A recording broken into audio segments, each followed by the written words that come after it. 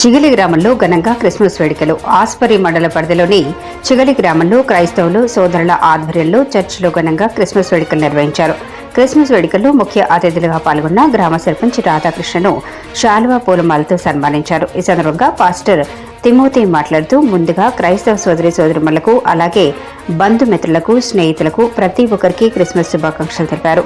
దైవ కుమారుడు జీసస్ మానవుడిగా జన్మించిన రోజును ప్రపంచమంతా క్రిస్మస్ గా జరుపుకుంటున్నామని, క్రిస్మస్ అనేది కేవలం ఒక పండగ మాత్రమే కాదని, అది మనిషిని నిరంతరం సన్మార్గంలో నడిపించే దైవికమైన ఒక భావన అని అన్నారు. దుర్మార్గం నుంచి సన్మార్గానికి, అమానుషత్వం నుంచి మానవత్వానికి, చెడు నుంచి మంచికి, దురాశ నుంచి దాతృత్వం, త్యాగాలకు జీసస్ తన జీవితం ద్వారా బాటలు వేశారని అన్నారు.